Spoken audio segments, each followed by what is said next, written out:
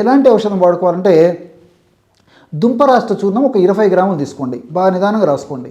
దుంపరాష్ట్ర. అదేవిధంగా అందులో రెండవ పదార్థంగా వాము చూర్ణం.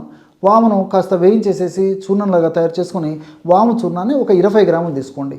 మూడవ పదార్థంగా దాల్చిన చెక్క చూర్ణం. దాల్చిన చెక్క చూర్ణాన్ని కూడా 20 గ్రాములు తీసుకోండి. దాల్చిన చెక్కను వేయించక్కర్లేదనమాట, కానీ వామును మాత్రం వేయించాలి.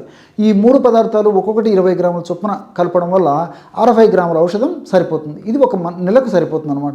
ఈ నెలకి ఈ ఔషధాన్ని వాడుకొని ఆ ఔషధం అయిపోయిన తర్వాత మరలా తాజాగా తయారు చేసుకుని మరలా వాడుకుంటుండాలి.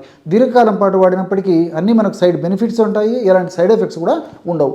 ఈ యొక్క ఔషధాన్ని రోజు ఉదయం ఆహారానికి ఒక 10 నిమిషాల ముందు, రాత్రిపూట కూడా ఆహారానికి ఒక 10 నిమిషాల ముందు 1 గ్రామ్ ఔషధాన్ని తేనెతో వాడదైనటువంటి వాళ్ళందరూ కూడా తేనెతో వాడుకోవచ్చు, లేకపోతే కాస్త పాలలో కలిపి కూడా తీసుకోవచ్చు, లేకపోతే కాస్త మజ్జిగతో కలిపి తీసుకోవచ్చు. కాబట్టి అది వీలు కాకపోతే నీళ్ళలో కలిపి కూడా తీసుకోవచ్చు.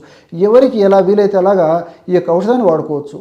మరి అవసరమైతే మరీ అనీమిక్గా ఉండి, మరి రక్తహీనత ఉండి, ఎలాంటి ఇబ్బందులు లేకపోతే, షుగర్ ఇలాంటి లేని వాళ్ళైతే కాస్త బెల్లం నీళ్ళల్లో ఈ పొడి కలిపి కూడా తీసుకోవచ్చు అనమాట. కాబట్టి ఈ పద్ధతిలో ఈ యొక్క ఔషధాన్ని వాడుకోవడం వల్ల ఈ సిరల భాగంలో కండరాలు సమర్థవంతంగా పనిచేసేసి సిరల భాగంలో ఎటువంటి అనారోగ్య పరిస్థితి లేకుండా ఉండి సిరలు చక్కగా ఆ యొక్క రక్తాన్ని పంపు చేయడానికి అవకాశం ఏర్పడుతుంది.